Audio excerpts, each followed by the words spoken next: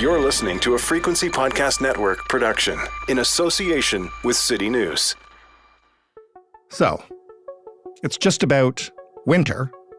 The World Cup is being played in the Middle East, and everything is going just fine. Right, President of FIFA?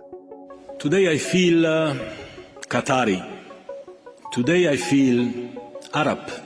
Today I feel African. Today I feel gay. Today I feel disabled. Today I feel a migrant worker. In case you don't care about soccer, or even sports, you may not be aware that the premier sporting event, arguably in the entire world, is being played in a country where same-sex relations are illegal and where construction of the facilities for those games is best known for the thousands of migrant workers who have died building them. And that press conference was Gianni Infantino's attempt to get out ahead of all of that. Later on, beer was banned in stadiums, and it was announced that any team captain who wore a rainbow armband to support 2S LGBTQ rights would receive an automatic yellow card. Not great. There are a host of problems with the host nation. And in the middle of all this, for the first time in more than 3 decades, is a Team Canada. Has waited for the Kings of the North. They've done it. Canada is going to the World Cup. How should soccer fans feel about this World Cup? What about the long-suffering, die-hard Canadian soccer fans who want to savor this moment? What about the world in general? The billions of people being asked to overlook all sorts of ugly to enjoy the beautiful game. I'm Jordan Heath Rawlings. This is The Big Story. Donnovan Bennett of Sportsnet is our favorite person to discuss the intersection of politics and sports with, and he has a new show on which he does exactly that. It's called Going Deep. If you listen to the radio, you can hear it at 11 a.m. weekdays in Ontario on Sportsnet 590 The Fan. But for the purposes of this show, it's also a podcast that you can listen to wherever you get your podcasts. Hey, Donnovan. Hey, Jordan, how are you? I'm doing really well, and just so you know, in the intro to this episode, we heard FIFA President Gianni Infantino tell us that he feels gay and he feels like migrant workers. And for those listeners who have perhaps not been paying attention to the World Cup, can you explain what the heck he was attempting to do in that speech? I don't know if anybody can. He did his best Kyrie Irving impersonation of just blaming everybody but himself. It was bizarre. So for the listener who's not used to what these speeches are, at the beginning of every major tournament, the FIFA president has an address to the media. It's generally opening remarks that span anywhere from 5 to 15 minutes. You do the things, you talk about how you're growing the game, you're excited for the new tournament, you thank the organizing committee and the host nation, you maybe sprinkle some pleasantries about how happy you are to be in said country. Gianni Infantino started with an hour-long monologue in which, as you mentioned, he was all the things. He just said, hey, I'm gay, evidently, and I'm disabled, and I'm a migrant worker, as if these are just masks that you can put on for fun. I don't think you, as a rich European man in your 50s, can equate to the atrocities that have happened to many of the people that you mentioned, because 4 decades ago, you were bullied at school because of the color of your hair. Like, I'm not sure exactly what the discrimination conversion chart looks like, but I'm almost certain that that does not equate what it's like to, I don't know, let's just pull names from a hat. Be a migrant worker whose passport is stolen, whose contract is breached, who works for, at best, $1.25 an hour in the richest country in the world. Or, I don't know, maybe one of the members of the 2S LGBTQ community in said country who their prize for coming out being stoned to death. So I'm not sure about how you equate personal prosecution, but those aren't the same, Mr. Infantino. And so next time you say, I feel African, try to go to the bank and get a loan and see how African you feel at that point. I was reading some of the sub-tweets and quotes coming out of the press conference to my wife, and she was like, well, that's not real. Right. Like, she just assumed that Twitter has no verification anymore, and forget about ballsack sports. People are just impersonating journalists at this press conference and making things up to showcase how ridiculous FIFA is. It's like, no. This is verbatim. This is real. Wow.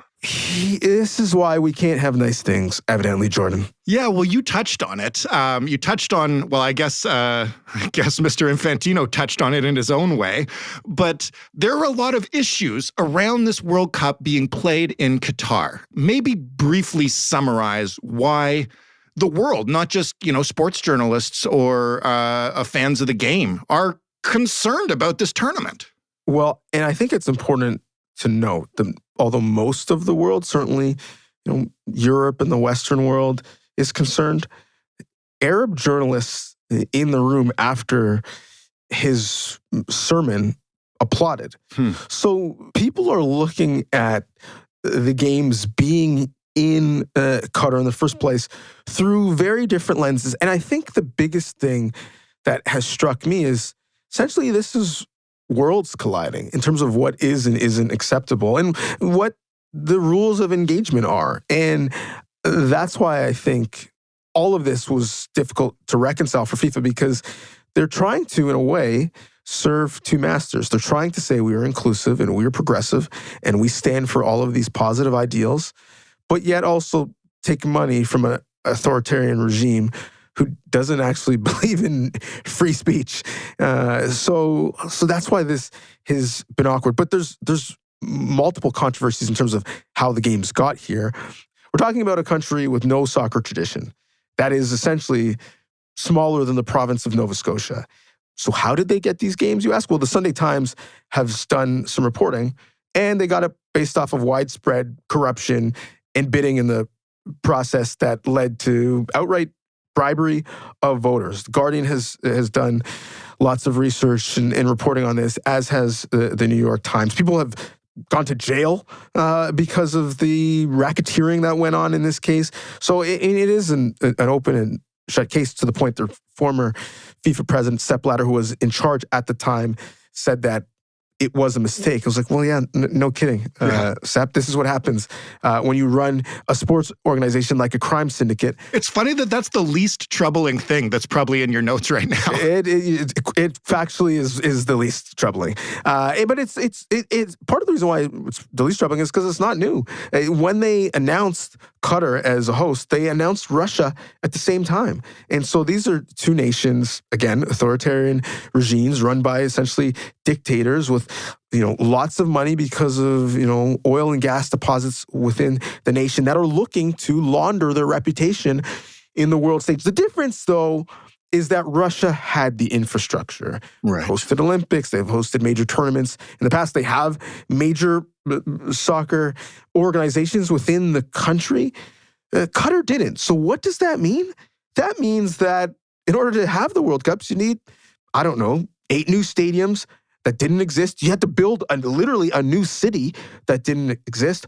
All of this infrastructure, and you're talking about in the summer when the World Cup normally is, temperatures that are, around 122 degrees, not what you want to put some of the world's best athletes in. Mm-hmm. So what that means is you have to, one, move the tournament, which is why it's being played in November, off schedule for the first time ever. But two, you're going to have to ask migrant workers to build these stadiums for you in the summer, many of which died. At least 6,500 from Asian countries as alone, and that's not including the toll from North African workers who also helped. We're looking at 1.2 to 2 million fans coming to a country that is 300,000 citizens. How do you get ready in time to have an infrastructure for that to make place? You have to fast track it. And so they spent $220 billion with a B, 15 times more than the next most expensive World Cup to get ready. But the human cost was, as I said, migrant workers who went there often for the thought of creating a better life for their family because there was work, there was vacancy. But when they got there, their passports were stolen, their contracts were ripped up. They were staying in terrible quarters. A lot of this in the height of COVID. Mm-hmm. And they were asked to work in oppressively hot temperatures. And when many of them died, their bodies weren't sent back home to their loved ones. There was no cause of death given because this is not an area where autopsies are a thing that is felt to be needed. And so they were essentially just lost for a cause of making a few powerful men more rich. So that's why lots of people said this is not a country fit to host the World Cup because you don't have the infrastructure and the way you're going to do it isn't acceptable in most areas of the world. But here we are. So given all that, and this is going to sound like an awkward transition. It's not intended to be. There's no other way to discuss this. For Canada, though, I feel like this is the best and worst that it's going to get. I mean, the circumstances around this tournament are as horrible as you've just described, but Canada has been trying to do this for decades. This is the culmination of everything they've worked for. It is. And I one, feel bad for the players who just want to live out their dreams and compete at a high level and now are forced to answer, geopolitical and human rights questions. I do think, because it's not our fault as fans, we didn't take any money, we didn't vote, we certainly didn't steal someone's passport and treat them like a modern-day slave.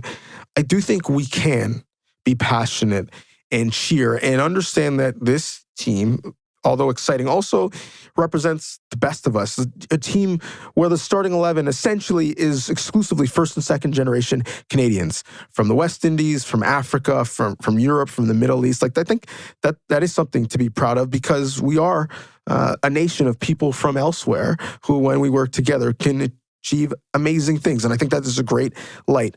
But I do think there is more that we can do.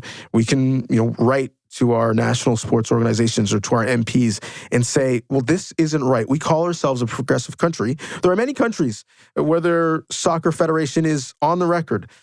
Progressive countries, UN countries, United States, Belgium, England, the Netherlands, Germany, who have all said, what's happening here is not okay. It's not right. We want to put pressure on FIFA to, at the very least, make some of those migrant workers whole.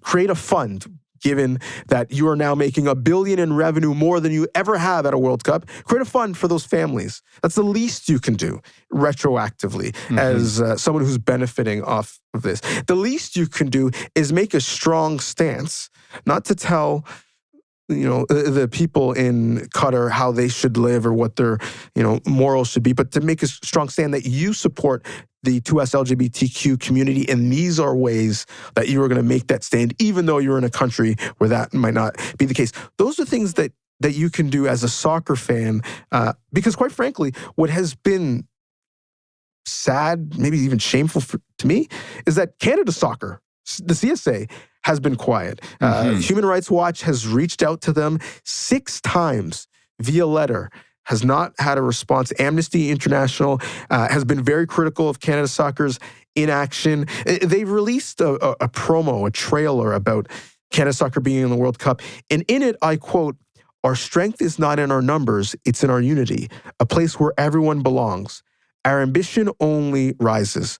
Well, don't sing it, bring it. Show us where you are in terms of pushing FIFA or at least making a stance. And it is very easy for you to put pride uniforms on the women's national team because by and large, half of the team and support staff is part of the 2S LGBTQ community. But I don't see those pride uniforms on the men's national team. They were one of the countries who did not step up and say, our captain will wear a One Love armband with a pride rainbow on it. And so I do think we can consume the tournament and not feel guilty about it. But I do think we do have a role to play in pushing for some conversation and for some change.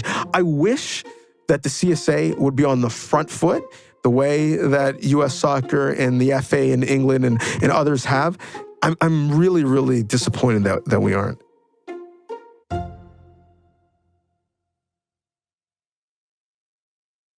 Given all of the stuff we talked about in the lead up to the tournament and how corrupt it is and how horrible the conditions under which the stadiums were built are, what's happened since the tournament has started? You mentioned One Love armbands. I understand there's been a bit of cracking down on journalists. Beer sales, ganked. Like, it seems like there's not a great energy to what's been happening so far. Every time I open up the Twitter app, it seems, for as long as I'll be able to continue to do that. Right. There is another controversy around this World Cup.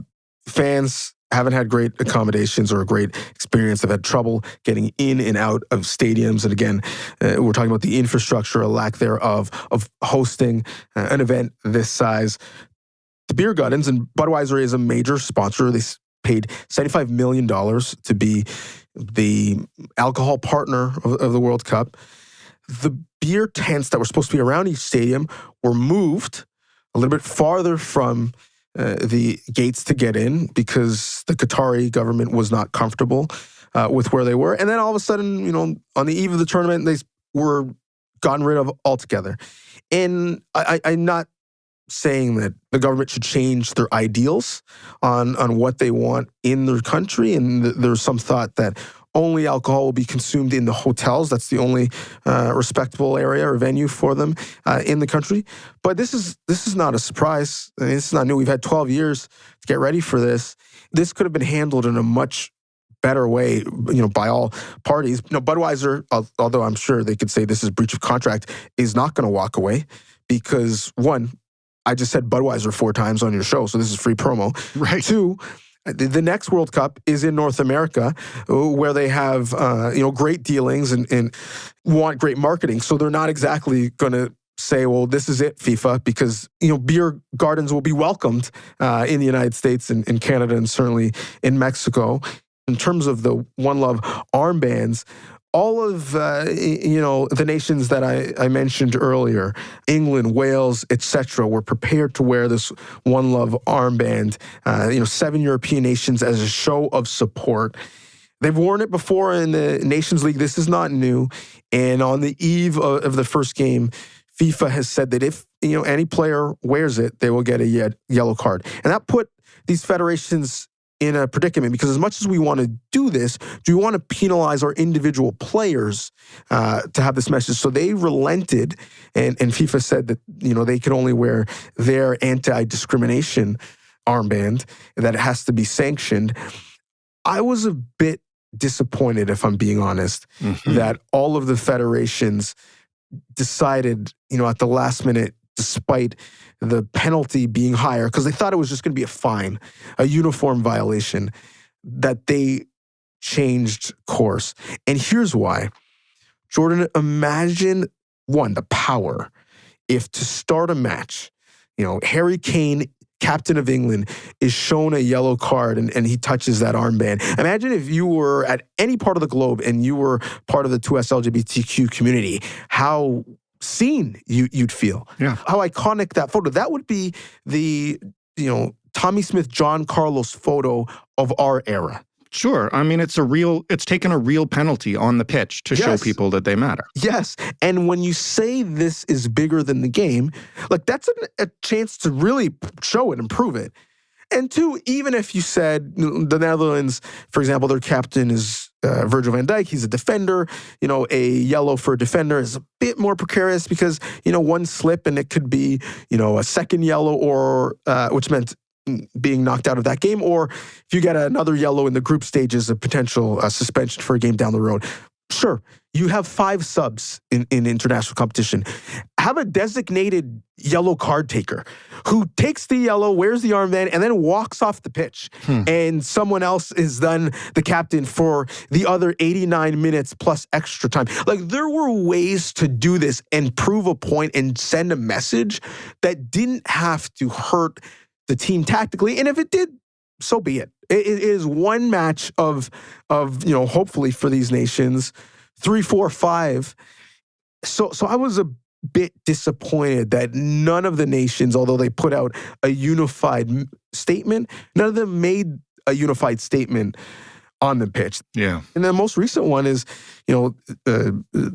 first match of the second day, the Iranian players during the national anthem did not sing the national anthem. And for those who haven't watched a World Cup, singing of the national anthems might be, outside of penalty kicks, the most entertaining part of the broadcast because all of these players, all of these millionaires are singing it with their hearts.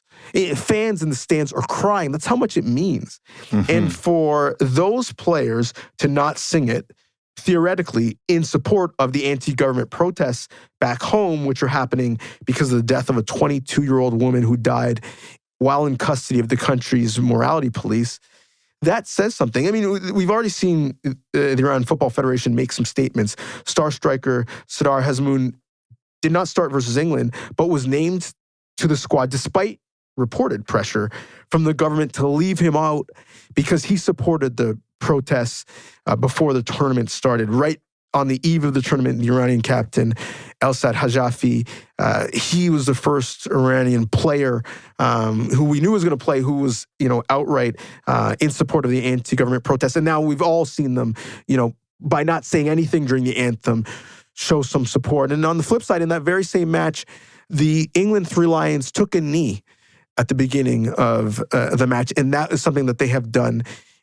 routinely post George Floyd's death. They haven't stopped it while many other sporting bodies and teams have. They have taken a knee before every match, and they continue to do so even though FIFA sent a letter to all of the football federations before the tournament saying, these games will not be political. Please do not use them as a platform for anything other than sport. Essentially saying, shut up and dribble, the soccer version. England still took a knee. So we saw in match 1, day 2, that these games are political, whether you like it or not. What do you expect from Team Canada? Is this their victory? Have they already won and this is just kind of a victory lap because this is the pinnacle for them? Well, the group says goal 1 is to get goal 1. 36 years ago when Canada was in the World Cup, not only didn't win a game, didn't score a goal. So they want to give that first moment of celebration for the country. And it really struck me watching the England match. England scored 6 goals in their first match. But every goal, when you cut to bars in London or Manchester or Liverpool, the scenes, if you saw them with no context, you would have thought they won the tournament. That's how people were celebrating. And so for Canadians, for 30 plus million of us to have that moment, I think is goal 1. Number 2, and it's a real goal, is to get out of the group. You've got a Belgium side, which has been previously ranked number 1 in the world, is now ranked number 2, that is aging. This golden generation is coming to an end. Still the best midfielder in the world, Kevin De Bruyne, plays for their team, but their star striker, Romelu Lukaku, is not going to play in the first 2 matches, which includes the first against Canada. So I think they have a real opportunity when you look at the second match in Croatia. Again, a team that always gets to the knockout stage, but is aging. I think there is an opportunity to steal a match, get a draw, get some points, and maybe get out of the group. But the first goal is to get literally the first goal. And they have, and we'll see, they have been pretty bullish about the fact that they're going, and John Herdman's the first to say it, not to be shy, not to be tepid, not to be happy to be invited. not only are they going to go, they're going to go play. They're going to be on the front foot. They're going to be aggressive. They're going to take the game to the opponents. Now, that's one thing to say. It's now another thing to do it, especially when technically you're playing teams that are so good that you may never get the ball for, a half. But I expected them to be pragmatic, to park the bus a little bit, to try to use their speed, which they have lots of team speed, and they're one of the fastest teams in the tournament, and counter on the break and score some goals against the run of play, and maybe smash and grab, get a 1-1 tie or maybe a 1-0 victory. But they say that they're going to express themselves, play positive football, and have some fun. And so John Herdman's known for mind games, so we'll see. The real question is, who will be playing? Because, whether it's their star goalie in Borjan or, their star midfielder in Stephanie Stacchio, I think the most important player, or their best player in Alphonso Davies, they have some injury concerns coming into the tournament. I expect all three to start game one, but how many minutes will we see throughout will be a question. But, Jordan, the fact that we're having these conversations about who is going to start, about what the tactics will be like, that in itself is a breath of fresh air for someone who's followed this program for a long time. And, a lot of the time the conversation was, how are we losing by multiple goals to Panama? Yeah. And now we're in the World Cup. Well, I wish the whole 25 minutes we just spent could have been about Canada and the World Cup and the pitch, but it's not. Donnovan, thank you, as always, for digging so deep on this. My pleasure. Donnovan Bennett of Sportsnet, the host of Going Deep, which if you enjoyed this conversation, you will also very much enjoy. Add it to your lineup wherever you get your podcasts. That was the big story. Canada's first game, by the way, at the World Cup will be against Belgium on Wednesday at 2 p.m. Eastern Time. This was a fascinating discussion. If you are a Canadian soccer fan who has suffered through the lean years and you feel conflicted about this World Cup, or maybe you don't, because all that matters is the game, we'd love to know how you feel about it. You can find us on Twitter at TheBigStoryFPN. You can, of course, send us an email, hello@thebigstorypodcast.ca, and you can call and leave us a message, 416-935-5935. The Big Story is available wherever you get your podcasts. If you haven't yet, please give us a rating and a review. Thanks for listening. I'm Jordan Heath Rawlings. We'll talk tomorrow.